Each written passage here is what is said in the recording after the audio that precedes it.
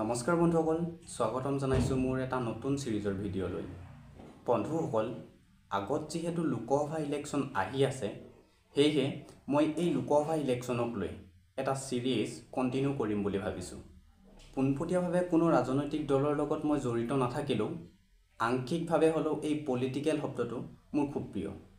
নিৰ্বাচন আয়োগে যদিও ইলেকশ্যনৰ ডেট জাৰি কৰা নাই, ইতিমধ্যেই কিন্তু শাসক বিৰোধী দলে নিজৰ প্ৰচাৰ কাৰ্যসূচী আৰম্ভ কৰি দিছে।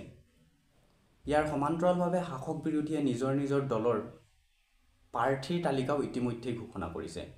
বন্ধুসকল, আপোনালোকে হয়তো সকলোৱে জানেই অসমৰ মুঠ লোকসভা সমষ্টিৰ সংখ্যা 14টা আৰু এই লোকসভা সমষ্টিৰ ইলেকশ্যনসমূহৰ পৰাই ভাৰতীয় প্ৰধানমন্ত্ৰী নিৰ্বাচন হয়। এনে ক্ষেত্ৰত আমাৰ অসমৰ ৰাজনৈতিক প্ৰেক্ষাপট কি হ'ব, এই সকলোবিলাক মোৰ এই সিৰিজ ভিডিঅ'টোত আপোনালোকৰ আগত দাঙি ধৰিম।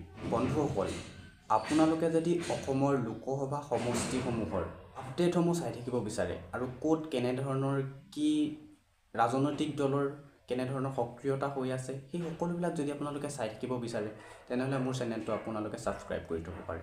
বৰ্তমান সময়ত অসমৰ ৰাজনীতিত অসমৰ শাসকীয় দল ভাৰতীয় জনতা পাৰ্টি যদিও হ'ব, তথাপি কিন্তু এইবাৰ লোকসভা ইলেকশ্যনত অসমৰ যি ৰাজনৈতিক প্ৰেক্ষাপট সেয়া অলপ সলনি হোৱা দেখা যাব।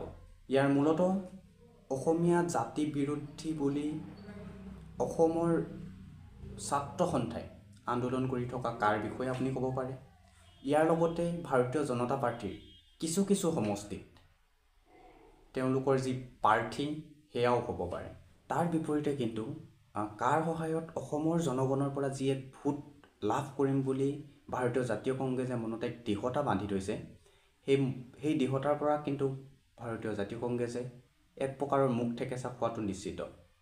ইয়াৰ মূল কাৰণ হৈছে 2021 চনৰ আগত কাক সমৰ্থন জনাই ইলেকশ্যন খেলা ভাৰতীয় জনতা পাৰ্টি কিন্তু 2021 চনত যি এক বৃহৎ আকাৰত জয়লাভ কৰিছিল, সেয়া এক মূল কাৰণ হিচাপে আপোনালোকে ধৰিব পাৰে।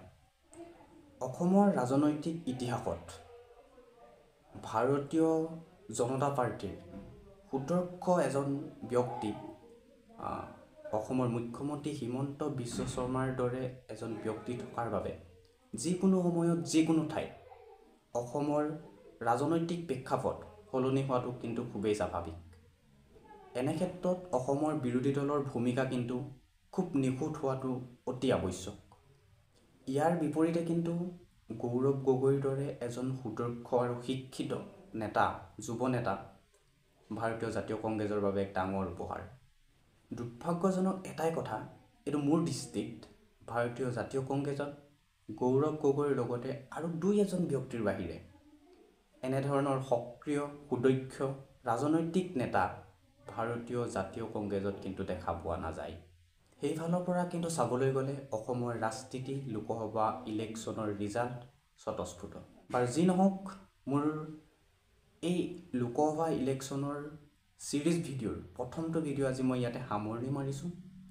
ইয়াৰ পৰৱৰ্তী সময়ত এই লোকসভা ইলেকশ্যনৰ বিষয়ে মই প্ৰতিদিনে আপোনালোকৰ আগত বিতংভাৱে একোটা আপডেট দি যাবলৈ চেষ্টা কৰিম। যদিহে আপোনালোকে এই লোকসভা ইলেকশ্যনৰ লগত জড়িত হৈ থাকিব বিচাৰে মোৰ চেনেলটো, তেনেহ'লে আজিয়ে ছাবস্ক্ৰাইব কৰি থাকক আৰু পৰৱৰ্তী সময়ত আমি এই লোকসভা ইলেকশ্যনৰ বিষয়ে বিতংভাৱে জানিবলৈ চেষ্টা কৰিম। ভিডিঅ'টো শেষলৈকে চোৱাৰ বাবে সকলোকে ধন্যবাদ জনাই জয় আই অসম।